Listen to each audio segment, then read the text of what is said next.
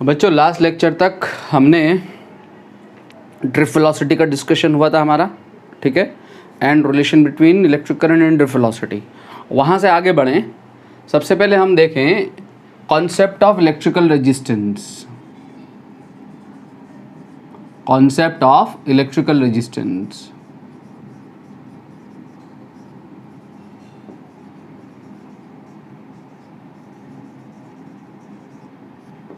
क्या है बच्चों electrical resistance? Electrical resistance is the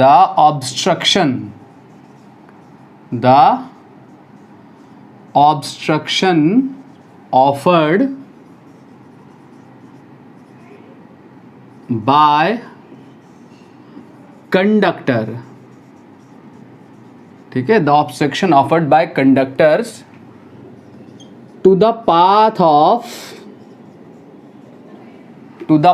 of electric current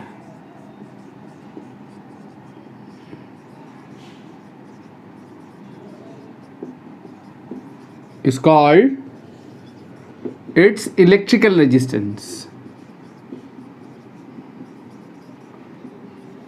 is called its electrical resistance, ठीक है। तो करंट के पाथ को कंडक्टर्स क्या करते हैं? ऑब्स्ट्रक्शन ऑफर्ड करते हैं, वही क्या कहलाता है? इलेक्ट्रिकल रेजिस्टेंस कहलाता है। ये इलेक्ट्रिकल रेजिस्टेंस किस वजह से ऑब्स्ट्रक्शन ऑफर्ड हो रहा होता है? ये अगर हमारा कंडक्टर है, हमने लास्ट लेक्चर में पढ़ा है कि बच्चों अगर ये कंडक्टर है, ठीक है, इसमें ये फिक्स मेटालिक आयंस हैं, कंडक्टर में फिक्स मेटालिक आयंस होंगे, these are the fix metallic ions in the conductors, and free electrons, और क्या होंगे? फ्री इलेक्ट्रॉन्स होंगे। तो जब हम इसको पोटेंशियल डिफरेंस अप्लाई करते हैं, तो पोटेंशियल डिफरेंस अप्लाई करने की वजह से क्या होता है? ये एंड पॉजिटिव हो गया कंडक्टर का, ये एंड नेगेटिव। तो पॉजिटिव एंड की तरफ को इलेक्ट्रॉन्स ड्रिफ्ट करने लगते हैं towards the positive terminal of the cell, towards the positive end of the conductor electron drift करते हैं। जब इलेक्ट्रॉन ड्रिफ्ट कर रहे होते हैं तो इस मूवमेंट में इलेक्ट्रॉन्स का कोलिजन होता है किसके साथ? फिक्स मेटालिक आयन के साथ। ये इलेक्ट्रॉन्स फिक्स मेटालिक आयन्स के साथ कोलाइड कर रहे होते हैं। इसी कोलिजन की वजह से ये रेजिस्टेंस अराइज होता है, ठीक है। जो कोलिजन है इसी की वजह से the resistance of a conductor किस बात के ऊपर डिपेंड करता है? The resistance of conductor depends upon number of collisions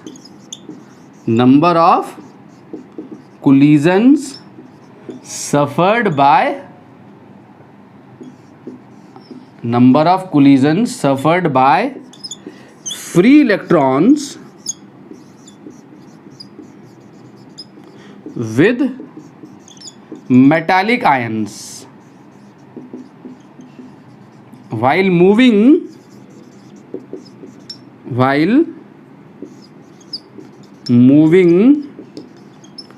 from one end to another end of conductor।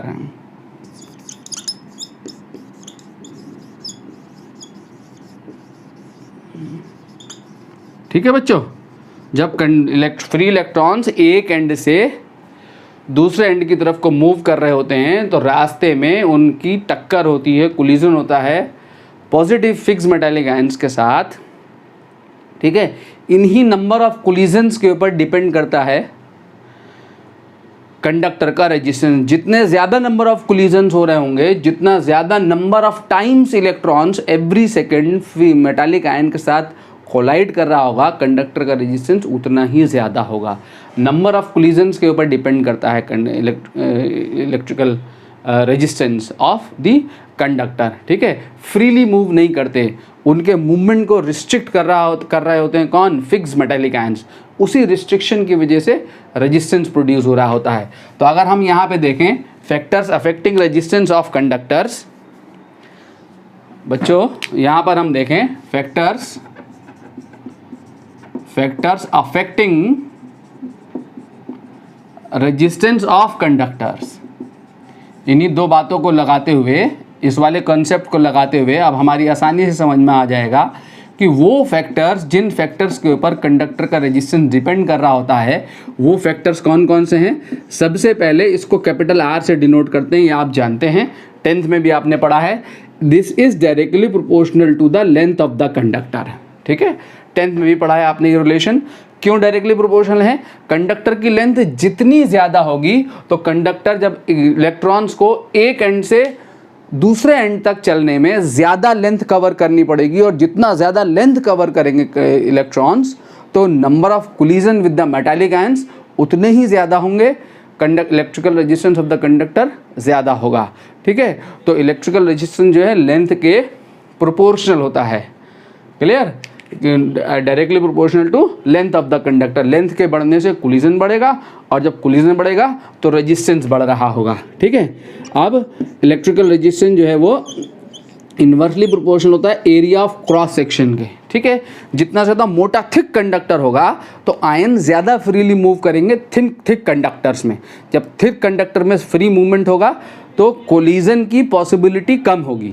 ठीक है, और अगर क्रॉस सेक्शन एरिया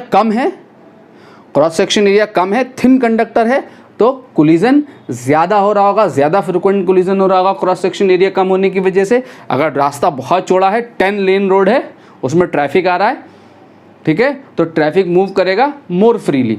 और अगर सिंगल लेन का रोड है या डबल लेन रोड है तो उसमें अगर ट्रैफिक मूवमेंट हो रहा है तो ट्रैफिक को मूवमेंट होने में दिक्कत आएगी, परेशानी आएगी, वहाँ पे ऑब्स्ट्रक्शन ज़्यादा होगा। तो कंडक्टर का रेजिस्टेंस जो है वो इन्वर्सली प्रोपोर्शनल होता है किससे? क्रॉस सेक्शन एरिया के। जितना ज़्यादा क्रॉस सेक्शन एरिया होगा रेजिस्टेंस उतना कम होगा।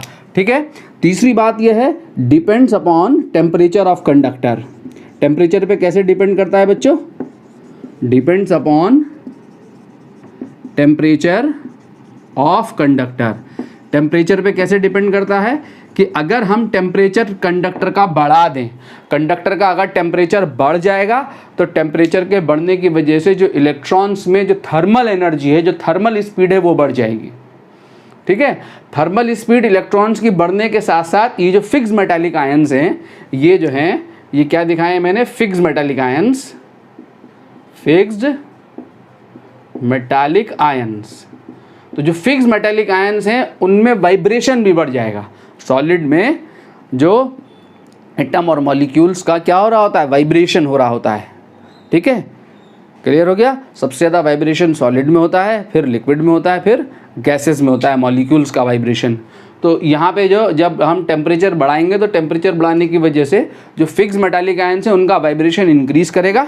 ठीक है, वाइब्रेशन इंक्रीज़ करने के साथ साथ क्या होगा कि वाइब्रेशन इंक्रीज़ करने के साथ साथ ये होगा कि जो इलेक्ट्रॉन्स की थर्मल एनर्जी इंक्रीज़ करेगी। जब थर्मल एनर्जी इंक्रीज़ करेगी तो स्पीड इंक्रीज़ करेगी। As a result number of collisions of the electrons with metallic ion increase करेंगे।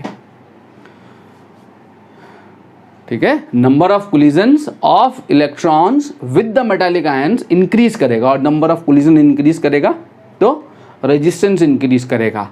ठीक है, तो टेम्परेचर पे कैसे डिपेंड करता है कि विद इंक्रीज इन टेम्परेचर, आगे हम इसको और डिटेल में देखेंगे रिलैक्सेशन टाइम को जब इंट्रोड्यूस करेंगे। With increase in temperature, with increase in temperature resistance of conductor increases, resistance of conductor increases. ठीक है, with increase in temperature resistance of conductor increases because number of collisions suffered by the free electron with the metallic ion every second increases, इसलिए resistance जो होगा वो क्या करेगा? Increase करेगा। चौथा जो डिपेंड करता है बच्चों, मालूम है आपको, चौथा डिपेंड करता है depends upon nature of material. Nature of material, nature of material का मतलब ये हुआ कि मटेरियल पे डिपेंड करता है कि कॉपर है, कि सिल्वर है, कि एल्युमिनियम है, कि आयरन है। ठीक है, मटेरियल पे डिपेंड करेगा, क्योंकि मटेरियल अगर डिफ़र कर जाएगा तो फ्री इलेक्ट्रॉन डेंसिटी डिफ़र करेगी, और जब फ्री अलग अलग मटेरियल में इलेक्ट्रॉन डेंसिटी, फ्री इलेक्ट्रॉन्स की जो डेंसिटी है वो अलग अलग होगी। जब अलग अलग होगी तो मटेरियल्स की रेजिस्टिविटी, मटेरियल का रेजिस्टेंस, मटेरियल की कंडक्टिविटी जो होगी वो मटेरियल के वे चेंज होने से चेंज कर जाएगी। क्लियर हो गया? इन 4 फैक्टर्स पे कंडक्टर का रेजिस्टेंस डिपेंड कर रहा होता है। ठीक है, अगर यहाँ पे इन रिजल्ट्स को अगर हम कंबाइन करें तो R जो है हमारा आता है यहाँ से क्या, R हमारा यहाँ से आता है R is equal to R is directly proportional to L upon A। ठीक है, प्रोपोर्शनैलिटी कॉन्स्टेंट यहाँ पे आता है rho. This rho is called resistivity. Rho is the constant of proportionality, constant of proportionality and is called resistivity or specific resistance। ठीक है, ये जो रेजिस्टिविटी है ये डिपेंड करती है, ध्यान देंगे, depends only on nature of material and temperature, nature of material and temperature। ठीक है, किसी भी मटेरियल की रेजिस्टिविटी सिर्फ और सिर्फ किस बात के ऊपर डिपेंड करती है, नेचर ऑफ मटेरियल के ऊपर डिपेंड करती है एंड टेम्परेचर पे डिपेंड करती है। मटेरियल के शेप के ऊपर, साइज़ के ऊपर, लेंथ के ऊपर, एरिया ऑफ क्रॉस सेक्शन के ऊपर रेजिस्टिविटी डिपेंड नहीं करती बच्चों। लेंथ और एरिया ऑफ क्रॉस सेक्शन के ऊपर कौन डिपेंड करता है, रेजिस्टेंस डिपेंड करता है। रेजिस्टिविटी मटेरियल प्रॉपर्टी है। ठीक है, रेजिस्टिविटी मटेरियल प्रॉपर्टी है। जो मटेरियल गुड कंडक्टर्स हैं, इलेक्ट्रिसिटी के लिए गुड कंडक्टर्स होते हैं, उनकी रेजिस्टिविटी स्मॉल होती है। वो मटेरियल्स कौन है, मेटल्स हैं। ठीक है, तो मेटल्स की रेजिस्टिविटी का ऑर्डर, इसकी जो यूनिट है, अगर इसकी हम SI यूनिट देखेंगे तो SI unit of resistivity, SI unit of resistivity ये होती है ओम। इसकी ये स्केलर क्वांटिटी है, ये आप जानते हैं स्केलर क्वांटिटी, और इसकी यूनिट भी आपको मालूम है, इसकी यूनिट ओम है। ओम, जिसको हम ऐसे डिनोट कर रहे होते हैं। ठीक है, ऐसे सिग्मा जैसे साइन से, ये ओम इसकी यूनिट है। ठीक है, तो SI यूनिट ऑफ रेजिस्टिविटी यहाँ से निकालेंगे, ये ओम, ये A अपॉन L, तो यहाँ से इसकी यूनिट आती है ओम इंटू मीटर। रेजिस्टिविटी की जो यूनिट है या स्पेसिफिक रेजिस्टेंस की जो यूनिट है वो क्या है, ओम इंटू मीटर है। ठीक है, किस बात के ऊपर डिपेंड करती है resistivity, resistivity depends only on nature of material and temperature of conductor.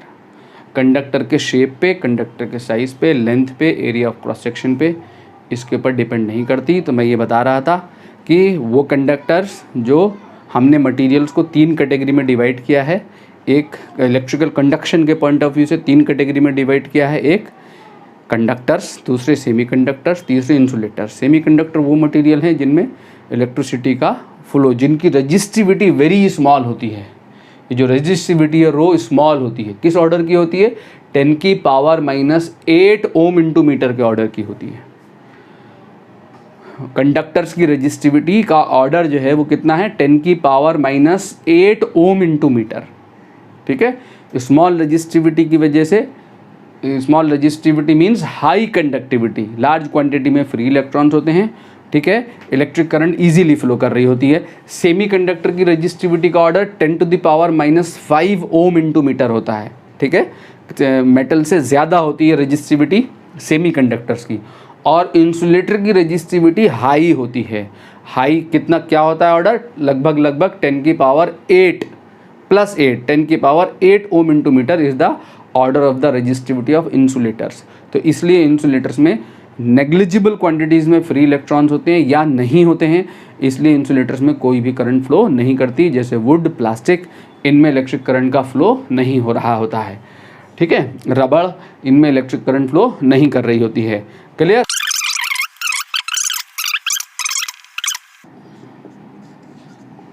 If wire is cut, into 2 parts या 4 पार्ट्स या 3 पार्ट्स।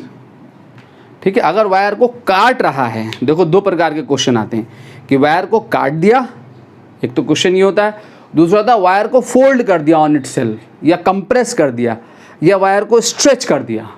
तो स्ट्रेच करने में क्या होगा कि अगर ये L लेंथ का वायर है, आप इसको स्ट्रेच करके इसकी लेंथ को डबल करोगे तो वायर पतला होगा। ठीक है, तो अगर वायर की लेंथ में चेंज आएगा स्ट्रेच करने पे या कंप्रेस होने पे, तो उसका एरिया ऑफ क्रॉस सेक्शन भी चेंज करेगा। अगर आपने वायर को कंप्रेस किया है तो वायर मोटा होगा, अगर आपने वायर को स्ट्रेच किया है तो वायर क्या होगा, पतला होगा। ठीक है बच्चों, तो एरिया का भी इफेक्ट लेंगे। तो क्वेश्चन में लेंथ में चेंज दिया होगा, लेंथ में चेंज से आप क्या निकालेंगे, एरिया में चेंज निकालेंगे। तो if wire is cut then only length of wire will change, comma area of cross section remains constant। अगर वायर को काट रहा है तो एरिया ऑफ क्रॉस सेक्शन में कोई चेंज नहीं आएगा, यानी resistance directly proportional to length के होगा यहाँ पर। ठीक है, एरिया कांस्टेंट होगा, रो कांस्टेंट होगा, rho and A constant, rho and A, rho तो कांस्टेंट वैल्यू है तो मटेरियल पर डिपेंड करता है, एरिया ऑफ क्रॉस सेक्शन भी कांस्टेंट होगा। ठीक है, अगर वायर को आधा कर दिया तो रेजिस्टेंस भी आधा हो जाएगा, वायर को 1/4 कर दिया तो रेजिस्टेंस भी 1/4 हो जाएगा, या एक सेम वायर को ज्वाइन कर दिया तो 12 लेंथ हो गई तो रेजिस्टेंस डबल हो जाएगा।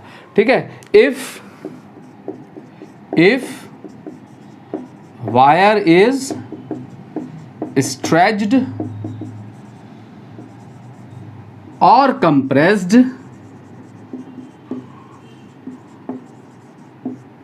such that its length और एरिया कुछ भी चेंज दिखा रहा है इज चेंज। वायर को स्ट्रेच कर दिया या कंप्रेस कर दिया सच दैट उसका लेंथ या area means area of cross section change कर रहा है, देन क्या कांस्टेंट रहेगा, volume of wire remains constant, volume of wire remains constant. याद रखना, आप वॉल्यूम कंजर्वेशन लगाओगे, अगर वायर को वो स्ट्रेच कर दे या कंप्रेस कर दे तो आप हमेशा क्या लगाओगे, वॉल्यूम कंजर्वेशन लगाओगे। आपको ये बात याद रखनी है। ठीक है, वॉल्यूम कंजर्वेशन कैसे लगाओगे, जैसे मैं यहाँ पर एक एग्जांपल दूँ, उसने ये कहा कि एक वायर है,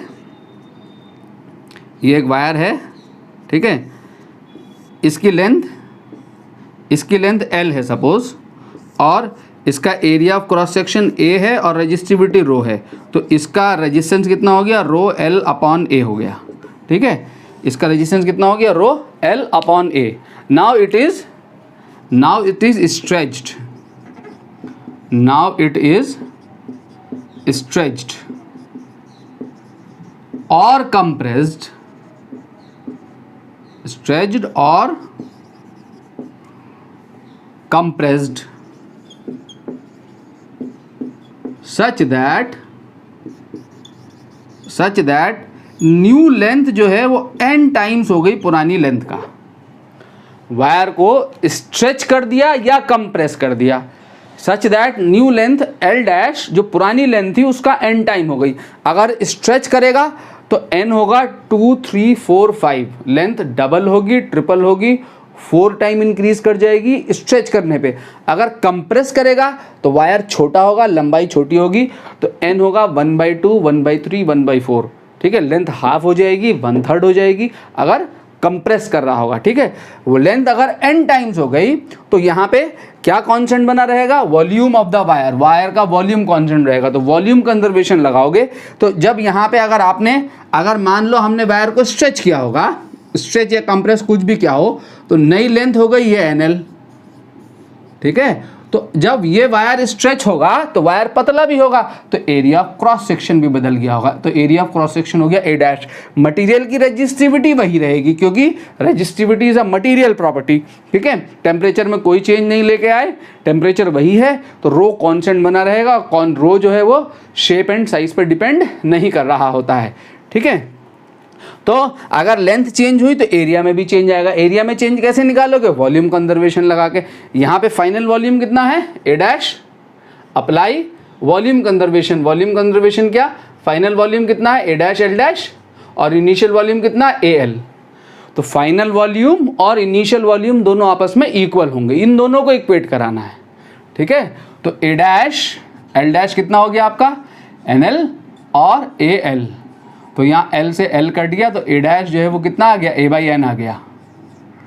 ए डैश आपका ए बाई एन आ गया। यानी अगर लेंथ आप जो है एन टाइम्स अगर लेंथ में चेंज आएगा तो एरिया में कितना? एरिया अगर लेंथ एन टाइम इंक्रीज करेगी तो एरिया एन टाइम्स डिक्रीज करेगा, ठीक है।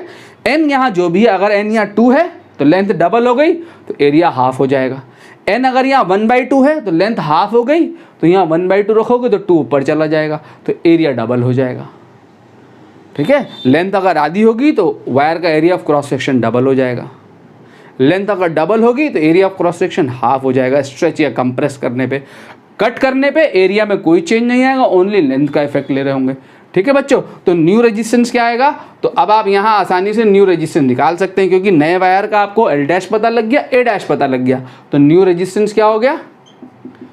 New resistance R dash is equal to rho L dash upon A dash.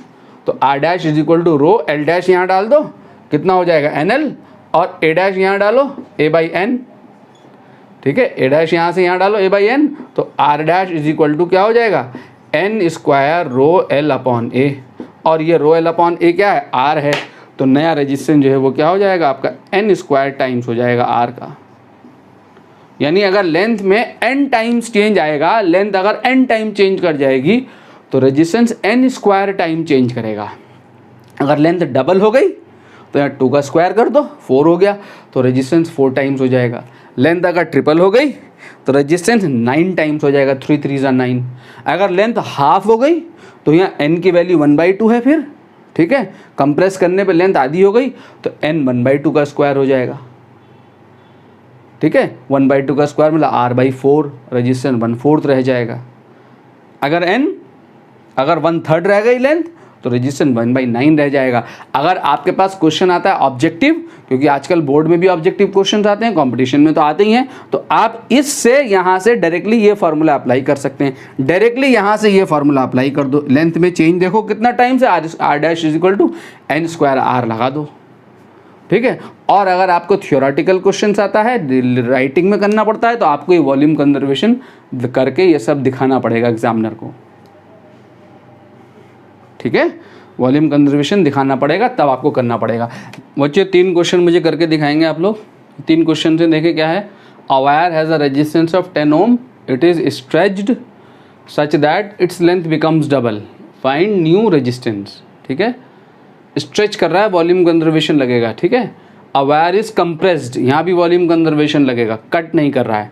Compressed such that its area of cross section increases 2-3 times, find new resistance. Resistance of wire is R, ठीक है। Wire का resistance R है, नया resistance बताना है। Next है a wire has a resistance of 256 ohm, it is compressed such that its radius of cross section becomes double, ठीक है। Radius of cross section double हो रहा है यहाँ पर। Radius of cross section, area नहीं दिया हुआ इस क्वेश्चन में, इस क्वेश्चन में दिया हुआ रेडियस ऑफ क्रॉस सेक्शन, ठीक है। और एरिया क्या होता है? पाई आर स्क्वायर होता है, एरिया ऑफ क्रॉस सेक्शन, ठीक है। Becomes double, find new resistance, इसको भी करके दिखाएंगे, ठीक है। और नेक्स्ट 3rd पॉइंट है यहाँ, इलेक्ट्रिकल रेजिस्टेंस में जो आपको न्यूमेरिकल मिलेगा, for a small percentage change in length, कितना? लेस देन 5%, अराउंड 5% के लेस देन, ठीक है। For a small percentage change in length by stretching और folding, percentage change in resistance जो होगा वो delta R upon R into 100 into 2 times of percentage change in length, ठीक है। Binomial expression से आता है, डायरेक्टली इसे याद कर लो, क्वेश्चन आएगा डायरेक्ट ये लगा देना, ठीक है। तो क्या होगा? A wire is stretched such that its length increases by 2%। Question दिया है मैंने, find percentage increase in its resistance. आपको दिया हुआ है आपको दिया हुआ है delta L upon L into 100 2%, तो स्मॉल चेंज दिया हुआ, ठीक है। जब स्मॉल चेंज दिया होगा तो परसेंटेज चेंज इन रेजिस्टेंस जो होगा इसके ऐसे केसेस को करने के लिए 2 times of percentage change in length, तो 2 इंटू 2 इज इक्वल टू कितना 4% इज द आंसर, ठीक है। अगर 2% चेंज आएगा रेजिस्टेंस इलेक्ट्रिक इसमें लेंथ में, तो रेजिस्टेंस में कितना चेंज आएगा 4% आएगा। लार्ज चेंज के लिए वैलिड नहीं है, याद रखना। लार्ज चेंज के लिए आपको ये सब करना पड़ेगा, फिर R2 minus R1 upon R1 into 100 लगाना पड़ेगा, ठीक है। समझ गए मेरी बात को, क्या कहा मैंने। नाउ बच्चों conductance,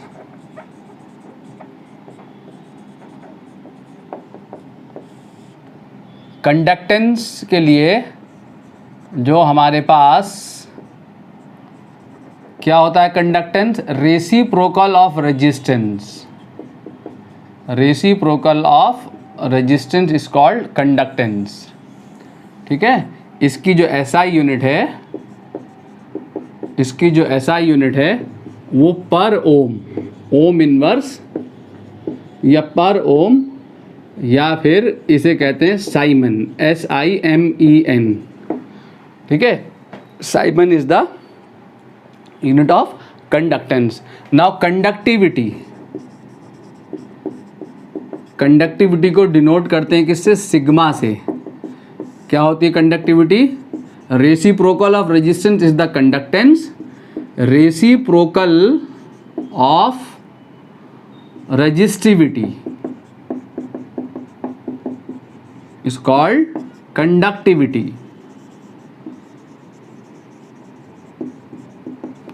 Reciprocal of resistivity is called conductivity. It is denoted by sigma. Sigma is equal to 1 upon rho. इसकी यूनिट होती है, इसकी जो SI यूनिट है, इसकी यूनिट है पर ओम पर मीटर, ठीक है। इसकी यूनिट ओम इंटू मीटर है रेजिस्टिविटी की, तो इसकी होगी पर ओम पर मीटर या siemens per metre. Siemens per metre is the unit of conductivity, ठीक है बच्चों। नाउ रिलेशन बिटवीन, देखेंगे relation between J comma sigma and E। J क्या है, J is the current density, electrical conductivity and electric field, ठीक है। यानी हम क्या देख रहे हैं, हम देख रहे हैं microscopic form of Ohm's law, microscopic form of Ohm's law, ठीक है, microscopic form of Ohm's law. Clear बच्चों। I is equal to, now since I is equal to क्या होता है, NEAVD,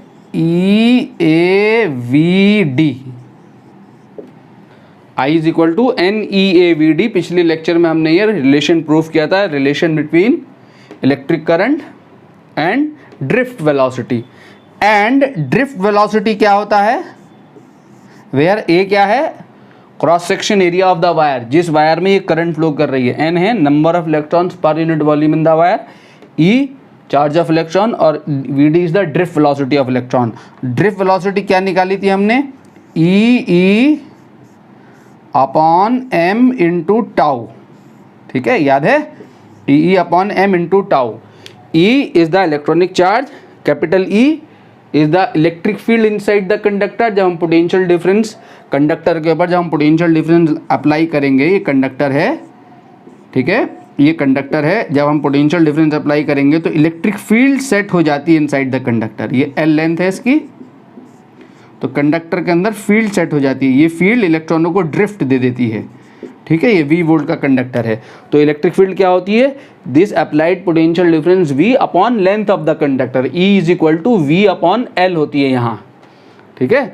applied potential difference V between the ends of the conductor upon length of the conductor, E is equal to V by L। ये electric field क्या करती है, electron को opposite direction में drift दे देती है, तो इलेक्ट्रिक करंट फ्लो करने लगती है कंडक्टर के अंदर। A यहाँ पे एरिया ऑफ क्रॉस सेक्शन है और L क्या है, लेंथ है, तो VD बराबर EE upon M into tau. इसको उठा के मैं यहाँ रख दूँ, ठीक है। जब इसको उठा के मैं यहाँ रखूँगा तो मेरे पास रिलेशन क्या बचेगा, I is equal to n e A e upon m into tau. ठीक है, यह है रिलेशन। मैंने इसकी जगह पे ये वी डी की जगह पर एन ई ए तो ऐसे ही है, ये एन ई ए तो ये ऐसे ही है बच्चों, वी डी की जगह पर मैंने क्या पुट कर दिया, drift velocity e upon m into tau, e upon m into tau. Now I upon A, इस एरिया को इस करंट के साथ ले जाऊं, I upon A is equal to, यहाँ से क्या बचा, ये तो नीचे चला आया इसके साथ डिनोम, n e square tau upon m into e, ये बचा n e square tau upon m into e.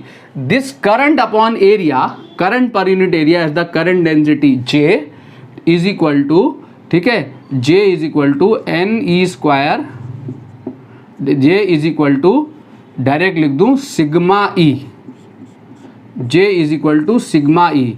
This is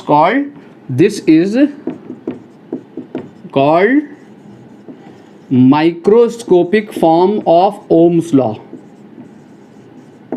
microscopic form of Ohm's law. ठीक है, और यहाँ पे वेयर जे जो है, जे मैंने क्या डाला है, आई बाई ए, ये क्या है, करंट डेंसिटी।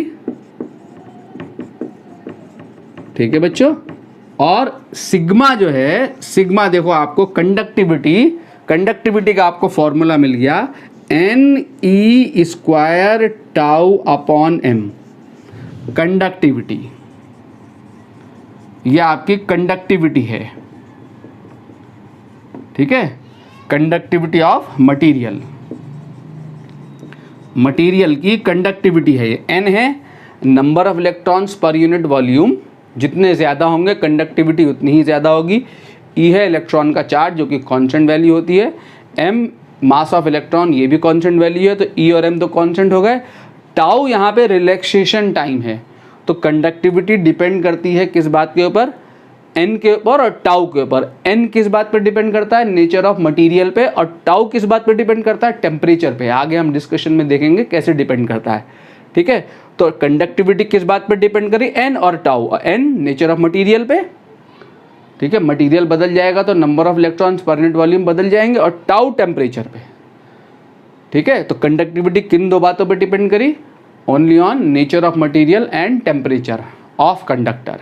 ठीक है, ठीक है, तो रेजिस्टिविटी क्या होती है, इसका रेसिप्रोकल, तो रेजिस्टिविटी क्या हो जाएगी, m upon n e square tau is the resistivity. तो ये J is equal to sigma E is called क्या, microscopic forms of Ohm's law. अगर आपसे microscopic form of Ohm's law पूछे तो आपको ये J is equal to sigma E लिख देना है।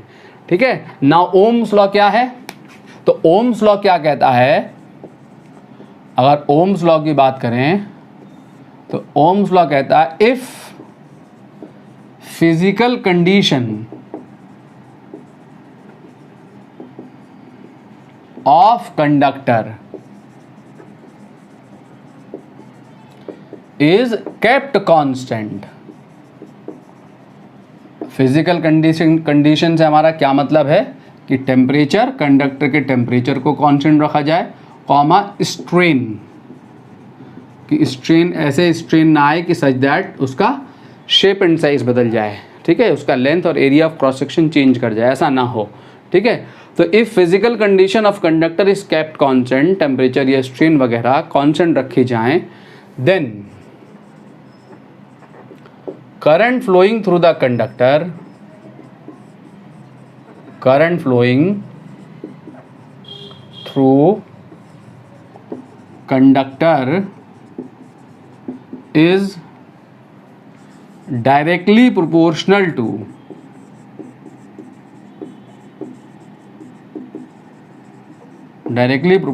to the potential difference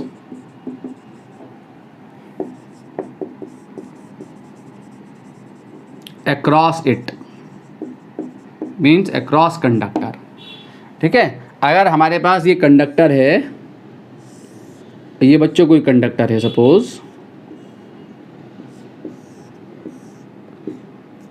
ये इसकी लेंथ है L, ठीक है, ये कंडक्टर है और यहाँ ये इसका इनसाइड इलेक्ट्रिकल रेजिस्टेंस मैंने दिखा दिया।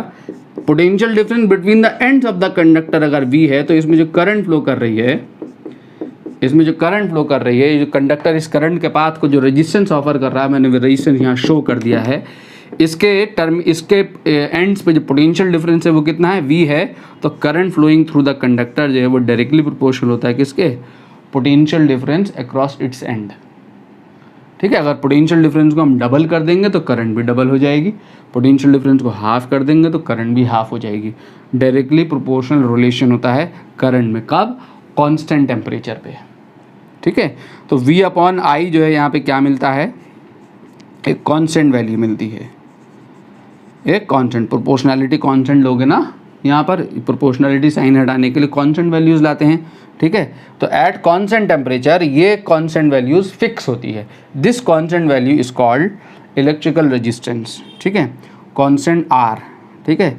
This constant of proportionality, this constant is called क्या, इलेक्ट्रिकल रेजिस्टेंस।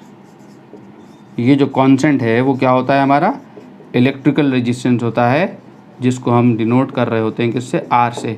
तो ओम्स लॉ जो आ गया हमारा वो क्या आ गया, V/I is equal to R या V is equal to IR या RI वट एवर, ठीक है। ये हमारा ओम्स लॉ है, ठीक है। इसको J is equal to sigma E से चलते हुए हम यहाँ V is equal to IR इस माइक्रोस्कोपिक फॉर्म से प्रूफ कर सकते हैं, ठीक है। J is equal to sigma E से V is equal to IR को प्रूफ कर सकते हैं। कैसे कर सकते हैं जरा देखें, मैं इसको ओम्स लॉ को दिखा दूं। अगर आपको ओम्स लॉ डिड्यूस करने के लिए कहे, deduction of Ohm's law, J is equal to क्या है हमारा, सिग्मा E है, microscopic form of Ohm's law, relation between current density, conductivity and electric field, ठीक है। करंट डेंसिटी, अगर इसमें करंट फ्लो कर रही है I, area of cross section इस कंडक्टर का कितना है, A है, ठीक है। तो J जो होगा वो क्या होगा, I/A होगा। J इज इक्वल टू क्या होगा, I/A, ठीक है। ये आपका सिग्मा, इसको आप 1/ρ लिख सकते हो।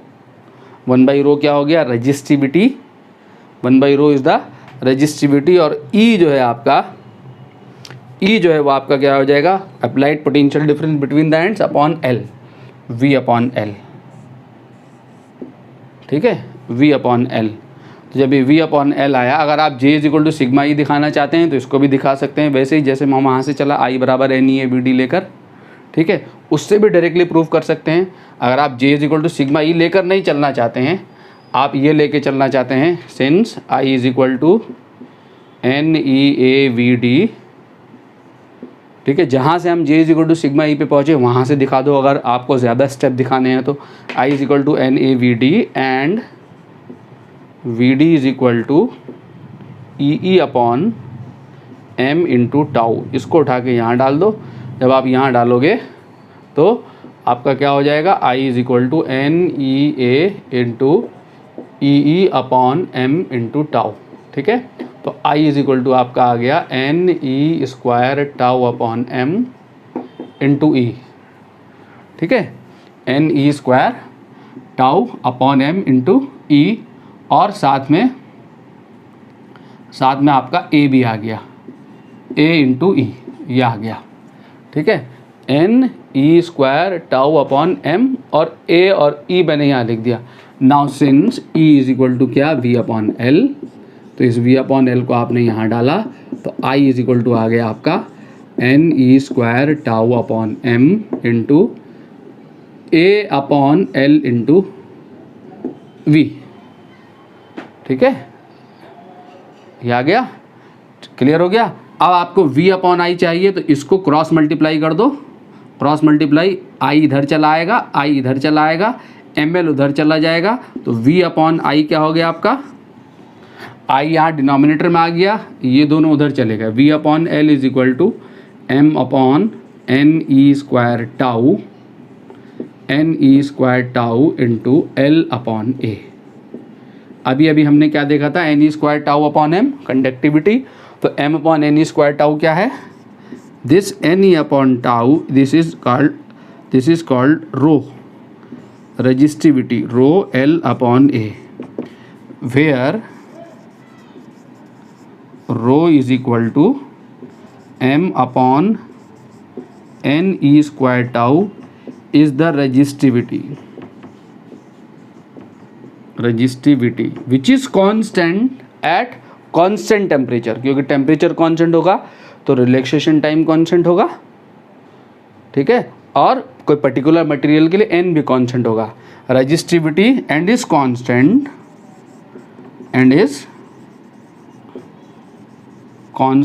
Eight constant temperature and for a particular material, constant temperature for particular material.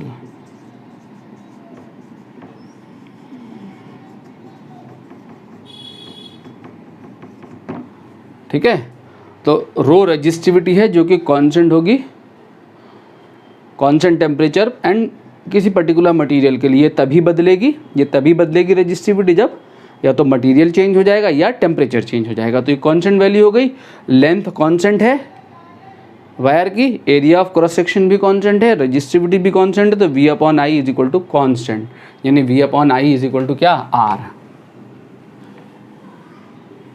तो आपके पास रजिस्टिविटी मिल गई है, rho is equal to m upon n square tau, इसको याद रखेंगे, ठीक है।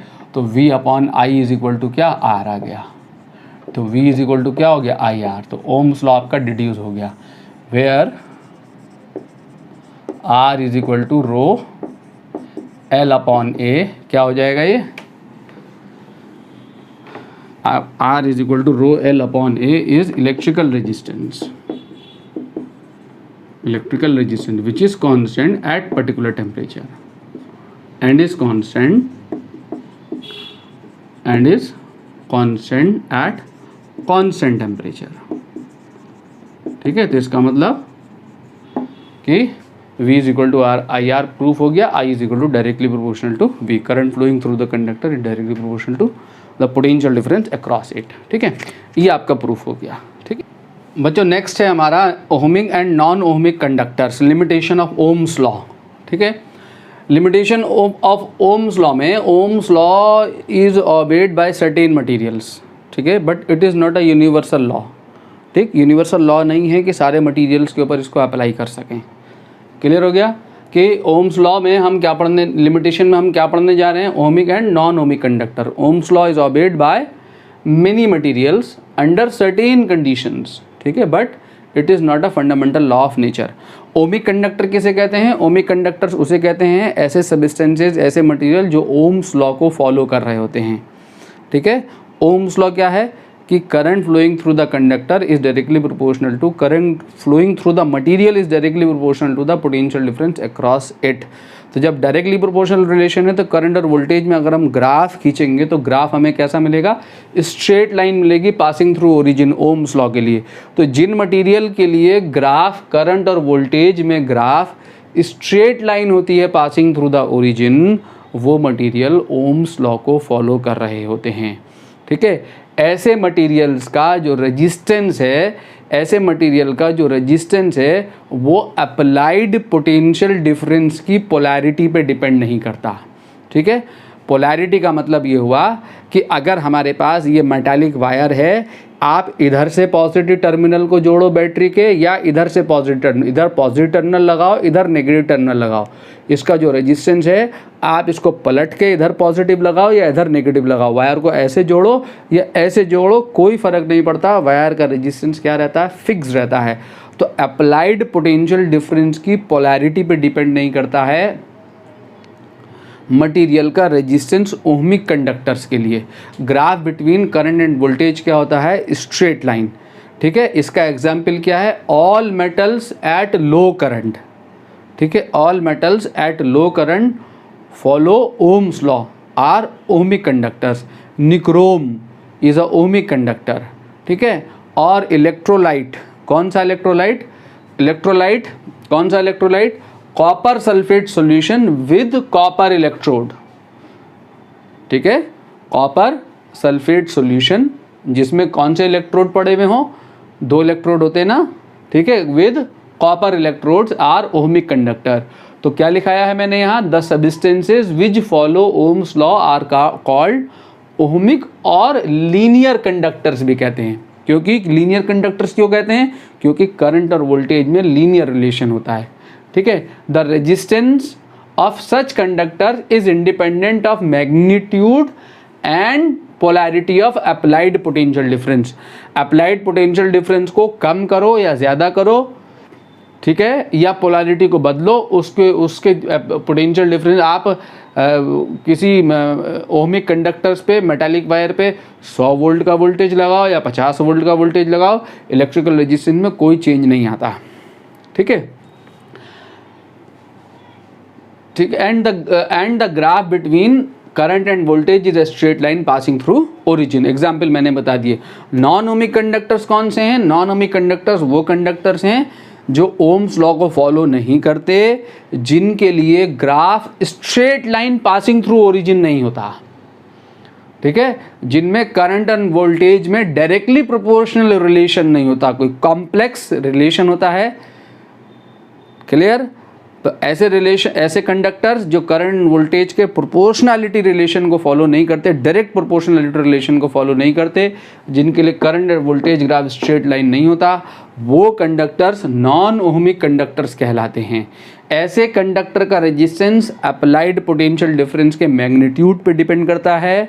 ठीक है, जो अप्लाइड बैटरी का वोल्टेज है उसको बढ़ाओगे या घटाओगे तो मटेरियल का रेजिस्टेंस चेंज कर जाएगा। करंट के मैग्नीट्यूड पे डिपेंड करता है, वो करंट का मैग्नीट्यूड कम ज़्यादा होगा तो रेजिस्टेंस चेंज कर जाएगा। और पोलैरिटी पे भी डिपेंड करता है। अगर हम अब बैटरी के टर्मिनल्स को चेंज कर दें, तब्दील कर दें, पोलैरिटी बदल दें तो रेजिस्टेंस जो है वो क्या हो जाता है? चेंज हो जाता है। ठीक है, the conductors which do not obey Ohm's law are called non ohmic conductors. The resistance of such conductor is not constant even at a given temperature. ठीक है, इन कंडक्टर्स के लिए ओम्स लॉ फॉलो नहीं किया जा सकता। ओम्स लॉ V बराबर IR apply नहीं किया जा सकता है। कुछ सर्टेन कंडीशन में अप्लाई करते हैं। ठीक है, जब हम इन मटेरियल को पढ़ेंगे आगे की क्लासेस में तो वहाँ पे देखेंगे किस सर्टेन कंडीशन में अप्लाई कर रहे होते हैं। ठीक है, metals at large current, metals at large current, ये मेटल के लिए ग्राफ है करंट एंड वोल्टेज में। देखो ये स्मॉल करंट के लिए तो ये स्ट्रेट लाइन फॉलो हो रही है पासिंग थ्रू ओरिजिन, तो यहाँ पे तो ओम्स लॉ फॉलो हो रहा है। बट करंट लार्ज होने पे क्या होगा? ये ग्राफ कर्व शेप ले लेगा। कर्व शेप लेने का मतलब लीनियरिटी खत्म हो गई, लीनियर रिलेशन खत्म हो गया। तो अब जो मेटल है वो क्या हो गया? लार्ज करंट पे नॉन ओहमिक हो गया। ठीक है, क्योंकि लार्ज करंट पे टेम्परेचर हाई हो जाता है, जिसकी वजह से क्या होता है? नॉन ओहमिक हो जाता है कंडक्टर। दूसरा एग्जाम्पल क्या है इसका? पीएन जंक्शन डायोड, जिसको हम लास्ट चैप्टर में पढ़ेंगे जाके अपने 12th क्लास के। पीएन जंक्शन डायोड का एक करंट एंड वोल्टेज रिलेशन है। देखो कैसा कॉम्प्लेक्स रिलेशन है, ये भी कर्व है और ये भी कर्व है। ठीक है, स्ट्रेट लाइन रिलेशन नहीं है। थायरिस्टर, ठीक है, ये थायरिस्टर जो है ये देखो कैसा कॉम्प्लेक्स रिलेशन है। ठीक है, ये ग्राफ कैसा है? कर्व है, ये भी ओम्स लॉ को फॉलो नहीं करता। वाटर वोल्टामीटर, वोल्टामीटर है ये, वोल्ट मीटर नहीं है, याद रखना, वोल्टामीटर। ठीक है, इलेक्ट्रोलिटिक सेल है ये वोल्टामीटर। वाटर वोल्टामीटर में करंट और वोल्टेज में, वाटर वोल्टामीटर में करंट और वोल्टेज में रिलेशन स्ट्रेट लाइन है but not passing through the origin. ठीक है, ये V0 यहाँ पे क्या कहलाता है? बैक EMF कहलाता है। ठीक है, यह लाइन जो है ओरिजिन से पास नहीं कर रही है, तो ये भी ओम्स लॉ को फॉलो नहीं करता। अगला मटेरियल है यहाँ gallium, GALLIUM arsenide. Gallium arsenide के लिए ये भी रिलेशन कर्व्ड है, यहाँ भी ओम्स लॉ फॉलो नहीं हो रहा होता। ये मैंने कुछ एग्जाम्पल दिए, ये आपके ohmic and non ohmic conductors थे। आगे चलते हैं बच्चों यहाँ से। ठीक है, now mobility of charge carrier, mobility of charge career,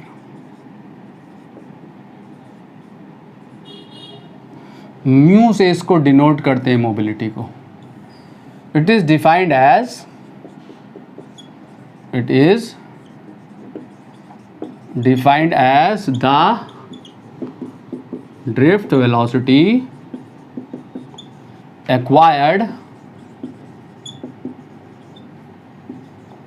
by charge carrier, charge carrier मतलब फ्री इलेक्ट्रॉन्स. ठीक है, चार्ज कैरियर मतलब फ्री इलेक्ट्रॉन्स. और अगर इलेक्ट्रिक करंट कंडक्ट कर रही आयंस के मूवमेंट की वजह से, जो इलेक्ट्रोलिटिक सॉल्यूशन में जो आयंस का मूवमेंट होता है उसकी वजह से भी इलेक्ट्रिक करंट फ्लो कर रही होती है. ठीक है, तो वहाँ पे चार्ज कैरियर कौन है? आयंस हैं, positive and negative ions and electrons. तो it is defined as the drift velocity acquired by charge carrier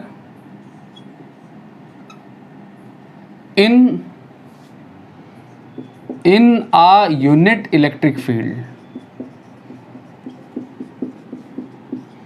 in a unit electric field. ठीक है, यानी ड्रिफ्ट वेलोसिटी क्या है, मोबिलिटी क्या है? Drift velocity per unit electric field. Drift velocity acquired by free charge carrier in a unit electric field is the mobility. It is denoted by mu. इसको mu से denote कर रहे होते हैं. तो म्यू जो है मोबिलिटी, वो क्या है? Drift velocity upon electric field.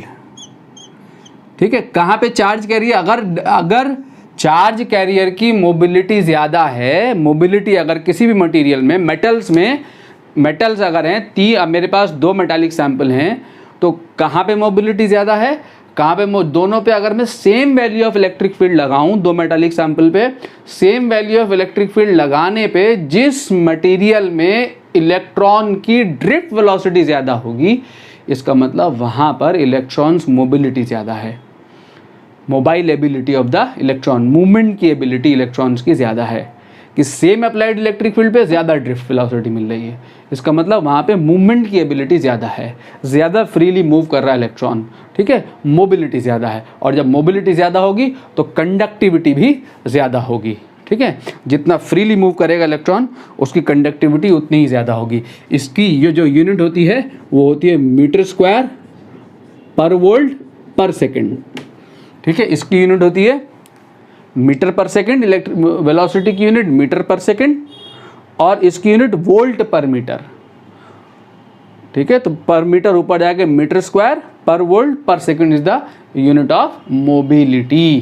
ठीक है, now since v d is equal to क्या है? E upon m into tau. अगर मैं इसको यहां डाल दूं तो म्यू क्या आएगा आपका? E upon into tau upon e. तो ई से ई कैंसिल हो गया यहाँ, तो म्यू इज इक्वल टू क्या आ गया आपका? E tau upon m. This is the relation between mobility and relaxation time. Relation between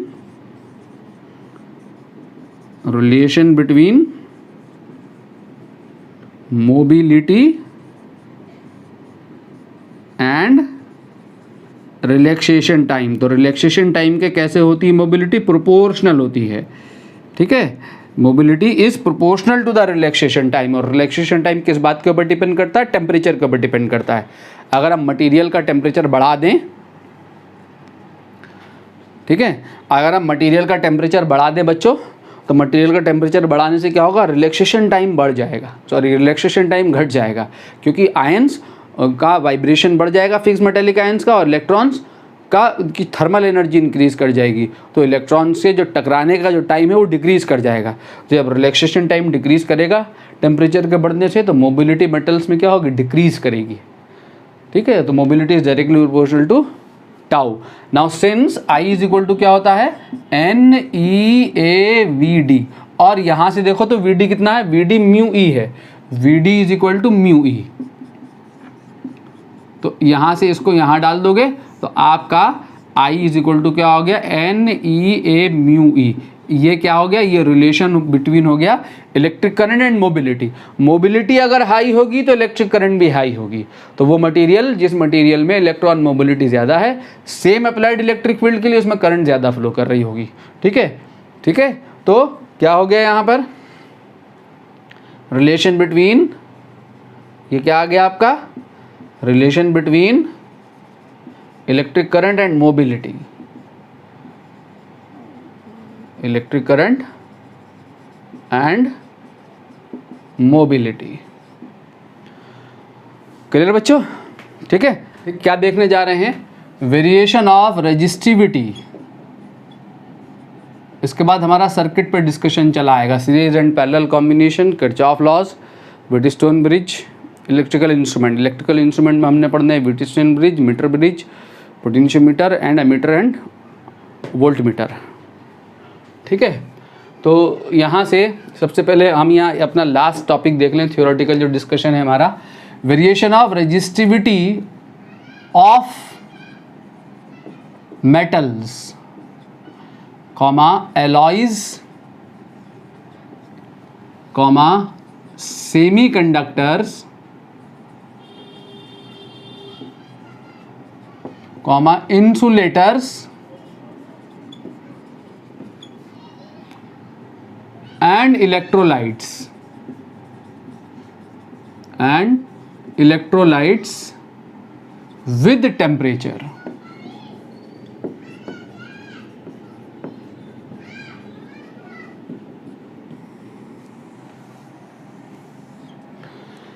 variation हम देखने जा रहे हैं टेम्परेचर के साथ। हम ये देखने जा रहे हैं कि टेम्परेचर के इंक्रीज करने पर या डिक्रीज करने पर मेटल्स की रेजिस्टिविटी, एलॉयज की रेजिस्टिविटी, सेमीकंडक्टर की रेजिस्टिविटी, इंसुलेटर की रेजिस्टिविटी एंड इलेक्ट्रोलाइट्स की रेजिस्टिविटी कैसे चेंज करती है विद चेंज इन टेम्परेचर। ठीक है। तो सबसे पहले अगर हम यहाँ देखें कि resistivity of most materials, resistivity, यहाँ पे मैं लाइन खींच के एक्सप्लेन करूँ कि resistivity of material varies according to relation. कैसे वेरी करती है, rho is equal to m upon n e square tau. ये रजिस्टिविटी का वेरिएशन है जो कि अभी हमने देखा है, m upon n e square tau. M क्या है यहाँ, एम जो है यहाँ मास ऑफ इलेक्ट्रॉन है। ठीक है। एन इलेक्ट्रॉन, ई जो है ये क्या है यहाँ, चार्ज है ऑफ एन इलेक्ट्रॉन, और टाउ यहाँ पे रिलैक्सेशन टाइम है। टाउ यहाँ पे रिलैक्सेशन टाइम है, और एन जो है ये number of electrons per unit volume है बच्चों, number of electrons per unit volume है। ठीक है। तो अब हमारे पास जो रजिस्टिविटी पे डिपेंडेंसी है मटेरियल्स के लिए, वो किन बातों पे, सिर्फ दो बातों पे। ये एम और ई तो सारे मटेरियल के लिए कांस्टेंट वैल्यूज हो गई, सिर्फ इन दो बातों पे रजिस्टिविटी डिपेंड करती है। कौन सी दो बातों पे, टाउ एंड इलेक्ट्रॉन डेंसिटी पे। ठीक है। Relaxation time and electron density के ऊपर रजिस्टिविटी डिपेंड करती है। तो मेटल्स के लिए सबसे पहले अगर मैं मेटल्स के लिए देखूं तो मेटल्स के लिए सबसे पहले अगर हम मेटल्स को एक्सप्लेन करें तो मेटल्स के लिए क्या है, फॉर मेटल्स कॉमा एन क्या, ये वाला n, electron density, free electron density, number of free electrons per unit volume.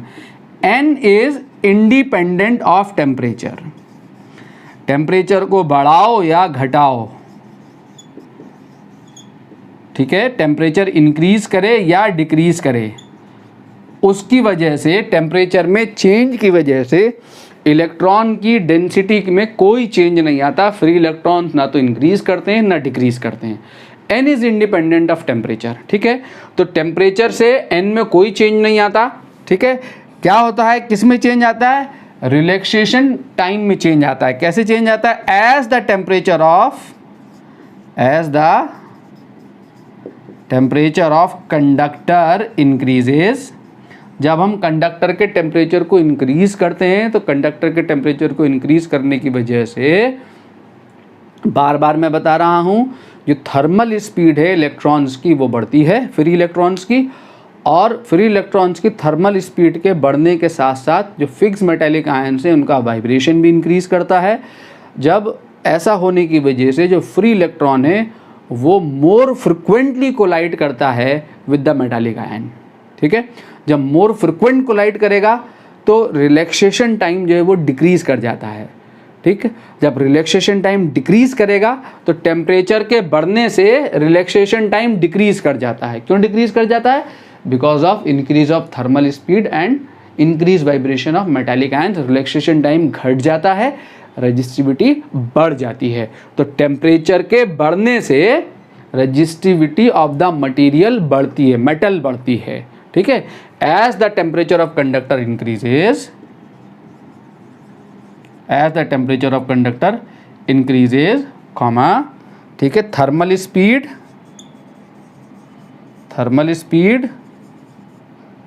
Of free electrons, thermal speed of free electrons and vibrations of fixed metallic ions,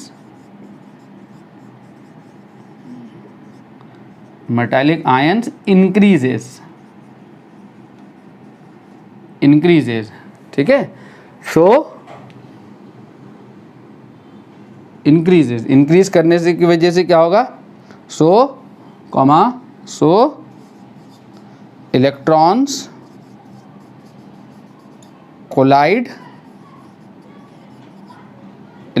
collide more frequently। ठीक है, hence relaxation time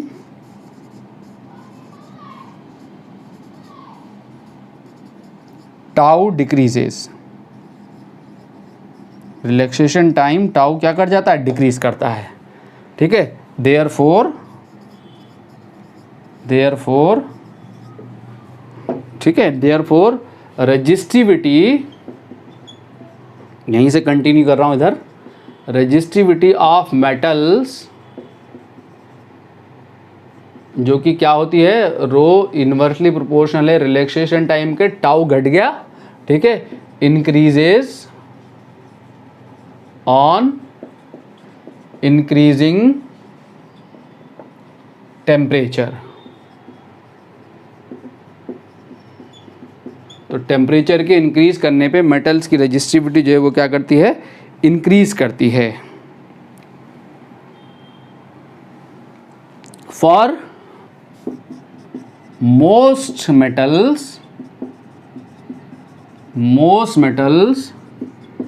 resistivity increases linearly। Temperature के बढ़ने से resistivity क्या कर रही है, बढ़ रही है। आप कैसे बढ़ रही है वो मैथमेटिकल रिलेशन देख रहे हैं। ठीक है, कि for most metals resistivity increases linearly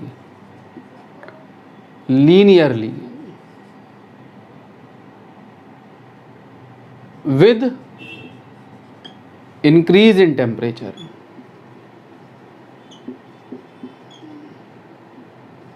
ठीक है, टेम्परेचर के इंक्रीज करने पे रेजिस्टिविटी कैसे इंक्रीज करती है, लीनियरली इंक्रीज करती है। ठीक है, over a limited range of temperature, over a limited range of temperature.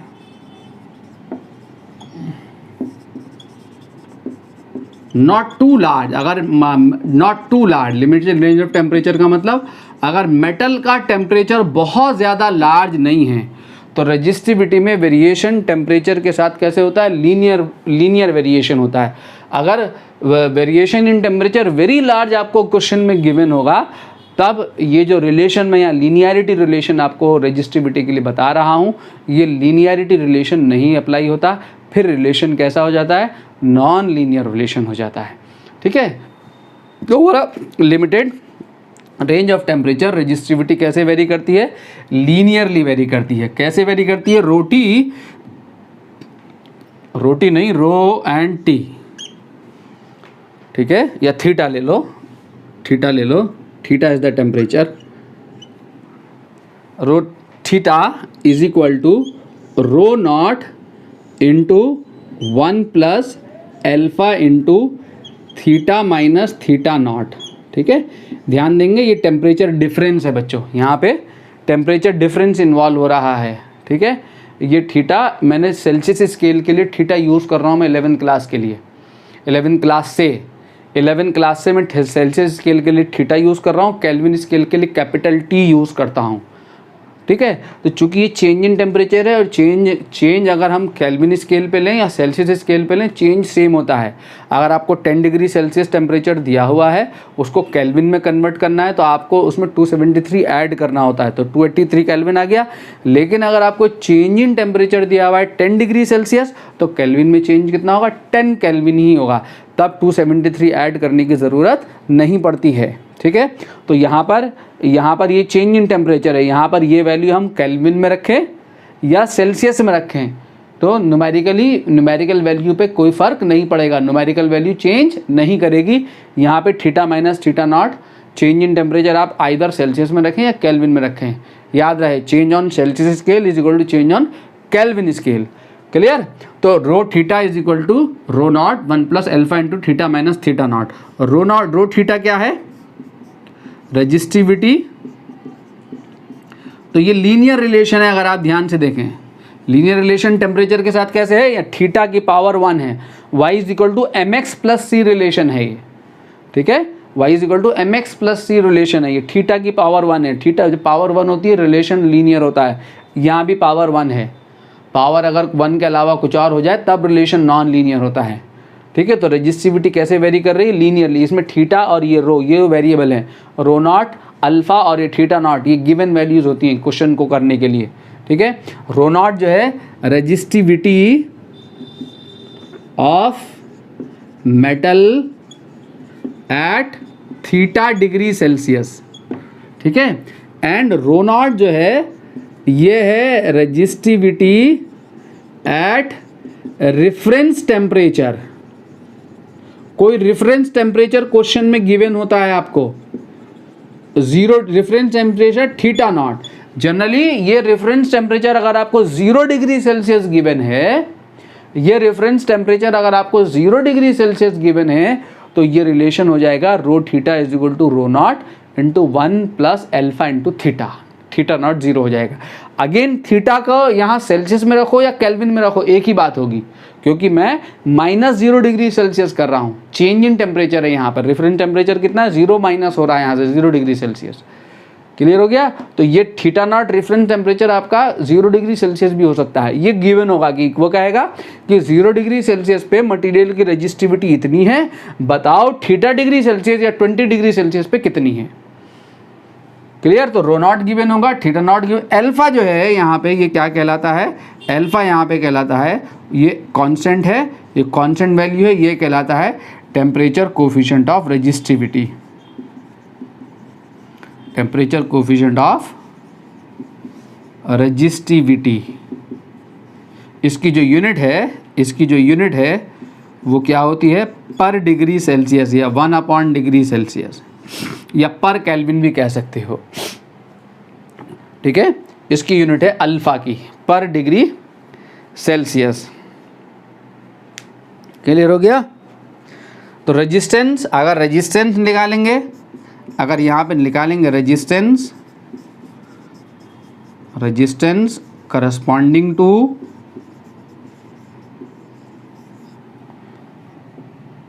Change in temperature में चेंज आने पे रेजिस्टेंस निकालेंगे, तो वही R theta is equal to, क्योंकि रो इज इक्वल टू क्या होता है, अरे R is equal to rho L upon A, तो एल अपॉन ए तो दोनों तरफ से कैंसिल हो जाएगा, लेंथ और एरिया। ठीक है, लेंथ और एरिया में कोई इफेक्ट नहीं ले रहा है, तो यही सेम रिलेशन यहाँ से आएगा, r theta is equal to r naught into 1 plus alpha into theta minus theta naught. Again ये जो है आपका यहाँ पे अल्फ़ा क्या कहलाएगा, यहाँ पे अल्फ़ा कहलाएगा टेम्परेचर कोफिशिएंट ऑफ रेजिस्टिविटी, यहाँ पे अल्फ़ा कहलाएगा टेम्परेचर कोफिशिएंट ऑफ रेजिस्टेंस, इसकी यूनिट भी पर डिग्री सेल्सियस होगी। आर नॉट क्या है यहाँ, आर नॉट रेजिस्टेंस है मेटल का, किस टेम्परेचर पे, थीटा नॉट डिग्री सेल्सियस पे, रेफरेंस टेम्परेचर पे, ठीक है। और आर थीटा क्या है, रेजिस्टेंस है कितने टेम्परेचर पे, थीटा डिग्री सेल्सियस पे, और alpha is the temperature coefficient of resistance. ठीक है बच्चों, ठीक है। ऐसे रेजिस्टिविटी वेरी कर रही होती है। अगर आप ग्राफ देखना चाहते हैं रेजिस्टिविटी का, अगर आप ग्राफ देखना चाहते हैं, क्योंकि mx प्लस सी टाइप का रिलेशन है, तो मेटल्स के लिए रेजिस्टिविटी का ग्राफ करंट और वोल्टेज में वाली रेजिस्टिविटी में और टेम्परेचर में ग्राफ देखना चाहते हैं, तो ये इंटरसेप्शन मिलेगा, ठीक है, स्ट्रेट लाइन नहीं, ओरिजिन से नहीं, क्योंकि y is equal to mx plus c relation है, ठीक है। c है rho naught plus alpha A, तो ऐसा ग्राफ आएगा ऐसा, ठीक है, यहाँ तक। बट हाई टेम्परेचर पे पहुँच के ये नॉन लीनियर हो जाता है अगेन, हाई टेम्परेचर पे मैंने ये बताया ना, over a limited range of temperature, और टेम्परेचर अगर लार्ज है, लार्ज रेंज ऑफ टेम्परेचर पे ये कैसे हो जाते हैं, नॉन लीनियर चली जाती है रिलेशन। तो यहाँ पे ये लीनियर रिलेशन जो होगा, स्ट्रेट लाइन जो रहेगी आपके पास, वो कब रहेगी, लोअर रेंज ऑफ टेम्परेचर के लिए। हाई रेंज ऑफ टेम्परेचर में जाके ये रिलेशन नॉन लीनियर हो जाता है, ठीक है। तो ये मेटल्स के लिए रेजिस्टिविटी की बात थी। दूसरा देखें हम एलॉयज़, आगे देखें बच्चों, हमने मेटल्स के लिए रेजिस्टिविटी पढ़ लिया है, रेजिस्टिविटी में change with temperature. Now alloys के लिए देखें, एलॉयज़, तो एलॉयज़ हैज़ हाई रेजिस्टिविटी, ठीक है। द एलॉयज़ की रेजिस्टिविटी ऑलमोस्ट टेम्परेचर से इंडिपेंडेंट होती है। टेम्परेचर के वेरिएशन से रेजिस्टिविटी में वेरिएशन नेग्लिजिबली स्मॉल होता है, ऑलमोस्ट इंडिपेंडेंट ऑफ टेम्परेचर, ठीक है। The resistivity of nichrome has weak temperature dependency, the resistivity of nichrome has weak temperature dependency. Nichrome का टेम्परेचर में चेंज लार्ज होने के बाद भी रेजिस्टिविटी में चेंज इनसिग्निफिकेंट होता है, वेरी स्मॉल होता है। बट फॉर द कॉन्स्टेंटन और मैग्निन, ये एलॉयज़ हैं, कॉन्स्टेंटन और मैग्निन ये दोनों एलॉयज़ हैं, ठीक है। इन दोनों एलॉयज़ की हम बात कर रहे हैं। Is almost independent of temperature, ठीक है। कॉन्स्टेंटन और मैग्निन का टेम्परेचर इंक्रीज करेगा, लार्ज इंक्रीज इन टेम्परेचर पर भी रेजिस्टिविटी ऑलमोस्ट क्या बनी रहती है, कांस्टेंट बनी रहती है। फॉर दिस रीज़न जब भी हम रेजिस्टेंस वायर बना रहे होते हैं, रेजिस्टेंस बॉक्स में या वेरिएबल रेजिस्टेंस में, रियोस्टेट में जो आप वायर यूज़ करते हैं, या पोटेंशियोमीटर में जो वायर हम यूज़ कर रहे होते हैं, या मीटर ब्रिज में जो हम वायर यूज़ करते हैं, वो किसका यूज़ करते हैं, कॉन्स्टेंटन और मैग्निन का वायर यूज़ करते हैं। क्यों यूज़ करते हैं, बिकॉज टेम्परेचर के चेंज आने पर इनकी रेजिस्टिविटी में कोई चेंज नहीं आता, या नेग्लिजिबल ज़ीरो चेंज आता है, ज़ीरो के नियर चेंज आता है, ठीक है। दूसरे क्या है हमारे, सेमीकंडक्टर्स एंड इंसुलेटर्स। तो मेटल्स में क्या था कि टेम्परेचर के ऊपर कौन डिपेंड नहीं करता था, एन डिपेंड नहीं करता था। कौन डिपेंड करता था, रिलैक्सेशन टाइम। यहाँ पे उल्टा होता है, ठीक है। यहाँ टेम्परेचर के वेरिएशन से सेमीकंडक्टर और इंसुलेटर में रिलैक्सेशन टाइम में कोई चेंज नहीं आता, ठीक है। Relaxation time in case of semiconductors and insulators, the relaxation time does not change with temperature. क्या चेंज करता है, यहाँ पे चेंज करता है n, number of free charge carriers temperature के बढ़ने पर बढ़ जाते हैं, ठीक है। नंबर ऑफ चार्ज कैरियर जो है वो इंक्रीज़ करते हैं। क्यों इंक्रीज़ करते हैं, क्योंकि मेटल्स में और इंसुलेटर्स में जनरली कोवेलेंट बॉन्ड होते हैं। जब टेम्परेचर बढ़ेगा तो ज़्यादा नंबर ऑफ बॉन्ड ब्रेक करेंगे, और ज़्यादा नंबर ऑफ बॉन्ड ब्रेक करने से जो फ्री इलेक्ट्रॉन डेंसिटी है वो बढ़ती है, ठीक है।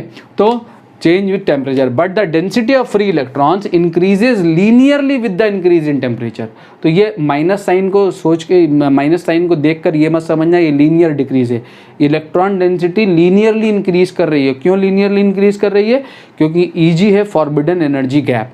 फॉरबिडन एनर्जी गैप क्या होता है? वैलेंस बैंड और कंडक्शन बैंड के बीच में जो एनर्जी गैप है वो फॉरबिडन एनर्जी गैप कहलाता है। केमिस्ट्री में आपने पढ़ा होगा। KB बोल्ट्जमैन कांस्टेंट है और T यहाँ पे टेम्परेचर है, एब्सोल्यूट टेम्परेचर। तो जो टेम्परेचर है वो डिनोमिनेटर में आया है, वो यहाँ एक्सपोनेंट की पावर में टेम्परेचर डिनोमिनेटर में आया है। टेम्परेचर ज़्यादा होगा तो ये एक्सपोनेंट वैल्यू कम हो जाएगी, और जब कम वैल्यू होगी तो ये बढ़ेगा, ठीक है। क्योंकि इसको पावर को, नेगेटिव पावर को पॉजिटिव करना होगा तो डिनोमिनेटर में ले जाओगे ना, तो डिनोमिनेटर में E की पावर Eg/kBT हो गया, ठीक है। तो E की पावर पॉजिटिव हो गई, जो टेम्परेचर बढ़ेगा तो ये पूरा एक्सपोनेंट घटेगा डिनोमिनेटर में, तो कंडक्टिविटी ये N बढ़ेगा, ठीक है। तो electron density, free electron density बढ़ती है टेम्परेचर के बढ़ने पे, एक्सपोनेंशियली बढ़ रही होती है ना। रेजिस्टिविटी क्या होती है? इन्वर्सली प्रोपोर्शनल टू N होती है। Resistivity inversely proportional to N। तो यहाँ पे अगर N is inversely proportional to rho, तो N की जगह 1/ρ डाल दिया, N0 की जगह 1/ρ0 डाल दिया। बाकी जो प्रोपोर्शनैलिटी कांस्टेंट कैंसिल हो जाएगा दोनों तरफ की वैल्यूज़ के लिए, यह आया रिलेशन। तो रो, ठीक है, इसको नीचे ले गए पॉजिटिव पावर प्लस बनाने पे, रेसिप्रोकल को पलट दिया, तो रो इज इक्वल टू ρ0 E की पावर Eg/kBT आ गया। पॉजिटिव पावर है तो टेम्परेचर के बढ़ने से रजिस्टिविटी घट रही है, क्योंकि यहाँ डिनोमिनेटर में है, ठीक है। ये पावर घटेगी, टेम्परेचर बढ़ेगा तो पावर घटेगी, तो ये एक्सपोनेंट घटेगा, रजिस्टिविटी घटेगी। तो टेम्परेचर के बढ़ने से सेमीकंडक्टर और इंसुलेटर की रजिस्टिविटी घटती है एक्सपोनेंशियली, ठीक है। मेटल्स में टेम्परेचर के बढ़ने से रजिस्टिविटी बढ़ती है linearly if temperature of the conductor is not too large. वो रिलेशन मैंने आपको बताया, rho is equal to ρ0 into 1 + α into theta minus theta naught, ठीक है। क्लियर हो गया। नाउ लास्ट है हमारा इलेक्ट्रोलाइट।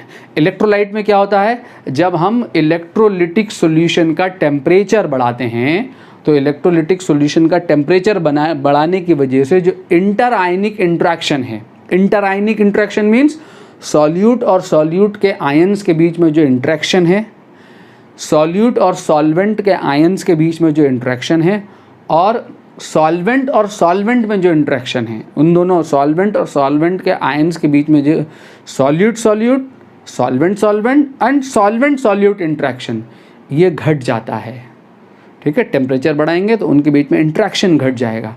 इंट्रैक्शन घटने के साथ साथ जो विस्कोसिटी है इलेक्ट्रोलिटिक सॉल्यूशन की, जो विस्कस फोर्सेस एक्ट कर रहे थे, ठीक है, आयंस को मूवमेंट में जो विस्कोसिटी मिल रही थी, लिक्विड जो विस्कस फोर्स ऑफर कर रहा था, वो विस्कोसिटी भी घट जाती है लिक्विड की, ठीक है। इलेक्ट्रोलिटिक सॉल्यूशन की विस्कोसिटी भी घटती है, तो विस्कस फोर्स घटते हैं, ठीक है, और इंटर आयनिक इंट्रैक्शन घट जाता है, जिसकी वजह से आयंस इलेक्ट्रोलिटिक सॉल्यूशन में मोर फ्रीली मूव करते हैं। जब हम टेम्परेचर बढ़ाते हैं इलेक्ट्रोलिटिक सॉल्यूशन का, ठीक है, तो मोर फ्रीली मूव करेंगे तो कंडक्टिविटी बढ़ेगी, करंट ज़्यादा फ्लो करेगी। कंडक्टिविटी बढ़ने का मतलब रजिस्टिविटी घटेगी। तो इलेक्ट्रोलिटिक सॉल्यूशन का टेम्परेचर बढ़ाने पे रजिस्टिविटी घटती है, ठीक है। तो सिर्फ एक ही मटेरियल बचा हमारे पास, मेटल, जिसकी रजिस्टिविटी टेम्परेचर के बढ़ने पे बढ़ती है। सेमीकंडक्टर, इंसुलेटर और इलेक्ट्रोलाइट की रजिस्टिविटी टेम्परेचर के बढ़ने पे घटती है, और एलॉयज़ की रजिस्टिविटी ऑलमोस्ट इंडिपेंडेंट होती है टेम्परेचर से, ठीक है। कि as the temperature increases the interionic interaction, ठीक है, solute solute, solvent solvent, solvent solute decreases, and also the viscous force decreases, the ions move more freely, hence conductivity increases or resistivity decreases as the temperature of electrolytic solution increases। मैंने decreases लिख दिया increases की जगह, increases, ठीक है बच्चों। तो ये हमारा टॉपिक यहाँ क्लोज हुआ। अगली क्लास में इस पर जो जितना मैंने पढ़ाया है इस पर कुछ न्यूमेरिकल देखेंगे हम, ठीक है। न्यूमेरिकल देखने के बाद हम इलेक्ट्रिकल सर्किट स्टार्ट कर रहे होंगे, ठीक। एक colour code of carbon resistance आपके सिलेबस में नहीं बचा इस बार, जो 12 बोर्ड का सिलेबस है उसको माइनस कर दिया है मैंने। इसमें से कुछ चीज़ें और हो सकता है कुछ ऐसी एक आध दो चीज़ और पढ़ा दी हूँ जिनको माइनस कर दिया। इग्नोर करते हुए इस बात को आप चेक कर लीजिएगा कि एक आध टॉपिक हो सकता है कुछ ऐसा हो जो माइनस हो गया हो, लेकिन उसके बाद भी मैं पढ़ाऊँगा, ठीक, क्योंकि वो आपके कॉम्पिटिटिव एग्जाम में तो आने ही वाला है, भले ही बोर्ड में ना आए, ठीक है। इसलिए हम जब भी किसी टॉपिक को ले रहे होंगे तो उसे कंप्लीट कर रहेंगे हैं, कंप्लीट पढ़ाएंगे, वहाँ से बीच में से कोई चीज़ छोड़ेंगे नहीं, क्योंकि वो आपके कॉम्पिटिटिव एग्जाम में ज़रूर आ रही होगी, ठीक है। तो अगली क्लास में एक छोटा सा टॉपिक बचेगा हमारा colour code of carbon resistance, इस पर न्यूमेरिकल, और हम अपना इलेक्ट्रिकल सर्किट स्टार्ट कर देंगे किरचॉफ लॉस। अगली क्लास में मिलते हैं।